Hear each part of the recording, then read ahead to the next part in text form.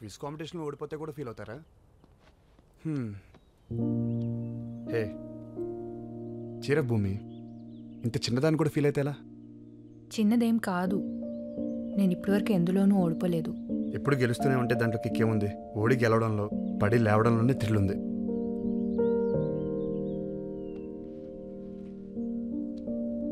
Chocolate thank you. కాస్త నవ్వుతూ చెప్పొచ్చుగా. పోనీ ఆ క్విజ్ కాంపిటీషన్లో ఇదే ఫస్ట్ ప్రైజ్ అనుకో. భూమి, నువ్వు నవ్వుతే బాగుంటావు.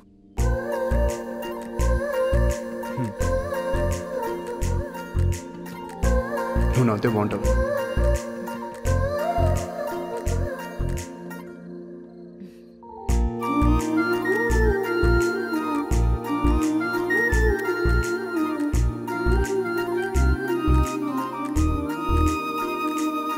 ఈవినింగ్ నుంచి ఇదే తంతు. అద్దం అరిగిపోయేలా ఉంది. ఆపవే బాబు. నా నవ్వు బాగుంటుందని చాలామంది చాలాసార్లు అన్నారు, కానీ ఎప్పుడు ఇంత స్పెషల్గా ఫీల్ అవ్వలేదు. ఇదిగో ఈ చాక్లెట్ తనే ఇచ్చాడు. దీనికి ఫ్రేమ్ కట్టిస్తావా ఏంటి ఇప్పుడు? నాకు ఇష్టమైనది ఇచ్చాడంటే నన్ను ఇష్టపడుతున్నట్టే కదా. ఇష్టపడటం వేరు, ఇష్టాన్ని గుర్తించడం వేరు. నువ్వు గుర్తించాడు అంటున్నావు, నేను గుర్తుంచుకున్నాడు అంటున్నాను. నువ్వు ఇప్పుడు లైట్ ఆపితే నేను పడుకుందాం అనుకుంటున్నా.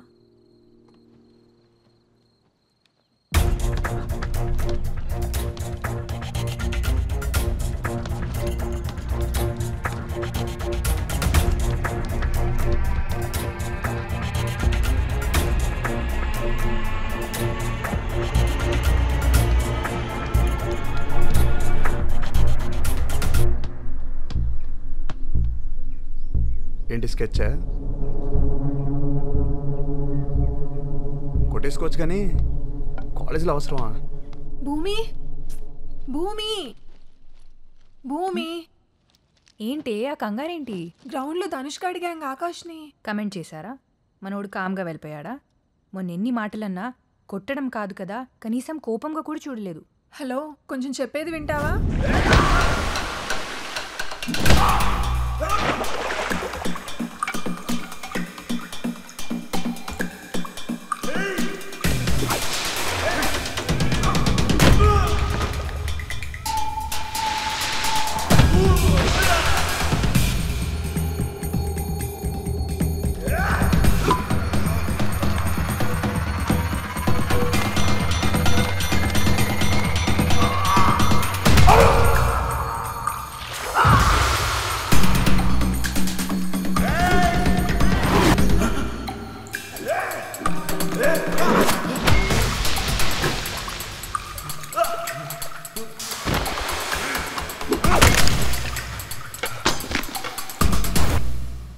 అంతలా కొట్టాడా? కొట్టడం అంటే అలా ఇలా కాదు, కొట్టేశాడు. ఎందుకు కొట్టాడంటావు? ఏమో, ఎవరినేమంటే అంత మండిందో. ఏ నువ్వేమనుకుంటున్నావు చెప్పవే. వాడు నన్ను కామెంట్ చేశాడని కోపంతోనే కొట్టాడు కదా. నేనేమనుకుంటున్నా అనేది మ్యాటర్ కాదు, తనేమనుకుంటున్నాడో తెలుసుకోవడం ఇంపార్టెంట్.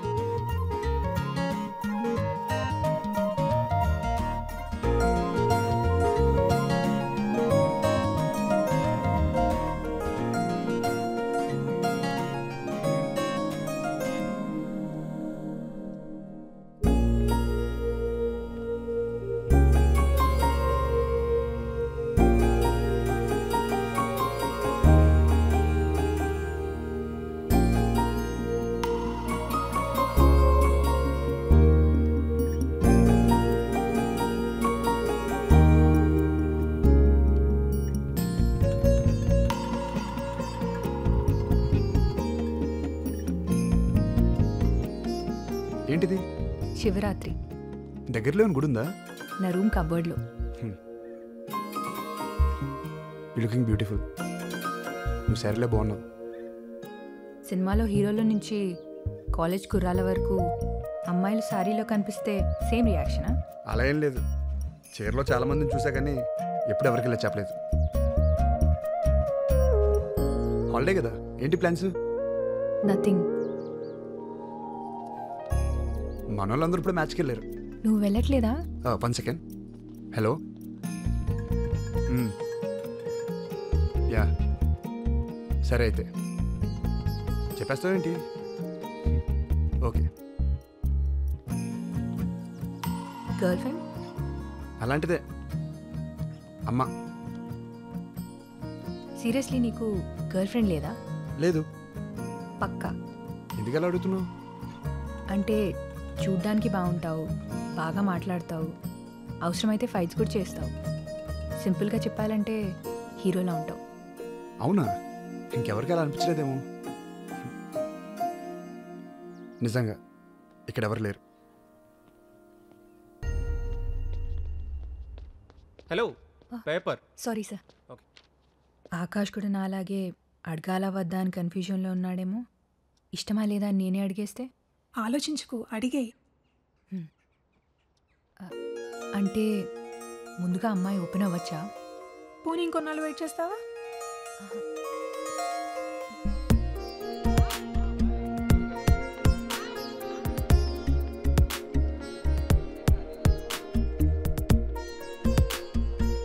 రైట్, నేను చెప్పేది అర్థమవుతుందా? ఒక్కసారి మీ పేరెంట్స్ గురించి ఆలోచించరా. వాళ్ళు నీపై పెట్టుకున్న హోప్స్ అన్ని గుర్తించుకో. దీనికోసం కాదుగా నువ్వు ఇంత చదువుకున్నది. అరే లక్కీ ఫెలోరా నువ్వు. నీ లవ్ రిజెక్ట్ చేసిందని బాధపడతావేంట్రా? ఆనందపడు. అదే నీ ప్లేస్లో నేను ఉంటే హ్యాపీగా ఫీల్ అయ్యేవాడిని. నా ఫ్యూచర్ ఫుల్ స్టాప్ పడలేదని ఫుల్గా పార్టీ చేసుకున్నావని. నువ్వు ఎవరినైనా ప్రేమిస్తే తెలిసేదిరా. అవునరా, నేను ఎవరిని ప్రేమించలేదు, నేను ప్రేమించను కూడా.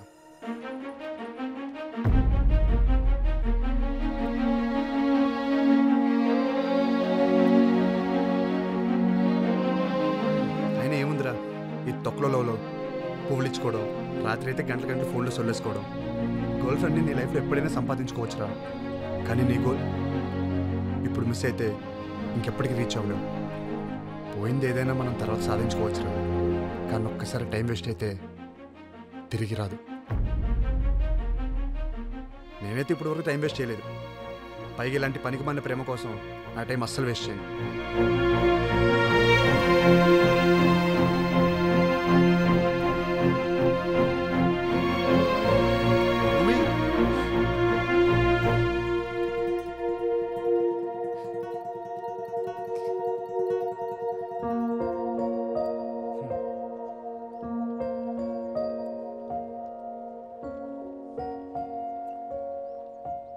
బయలుదేరుతున్నావా? నేను ఈరోజు ఈవినింగ్ ఫ్లైట్కి వెళ్తున్నాను. ఇంకేంటి? ఏం లేదు, బాయ్ చెప్దామని వచ్చాను. యా బాయ్ భూమి. మళ్ళీ ఎప్పుడు కలుస్తావేంటో. అసలు కలుస్తావో లేదో. సరే, కుదిరితే కాల్ చేస్తూ ఉండు. బాయ్.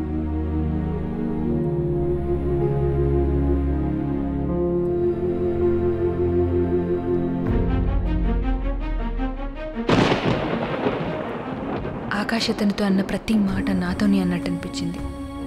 అడిగిన ప్రతి ప్రశ్న నన్నే అడిగినట్టుంది. కొన్ని ప్రశ్నలకు మనం అడగకుండానే సమాధానం దొరికేస్తుంది. ఆకాష్ మనసులో ఏముందో నాకు అప్పుడు స్పష్టంగా తెలిసింది. తన మనసులో ఎవరూ లేరన్నప్పుడు ఆనందపడ్డాను. కానీ అక్కడ నేను కూడా లేనని అప్పుడే తెలుసుకున్నాను. ఒకసారి చదివేసిన పుస్తకాన్ని మళ్ళీ చదివితే కథ మారుతుందా లేక ముగింపు మారుతుందా?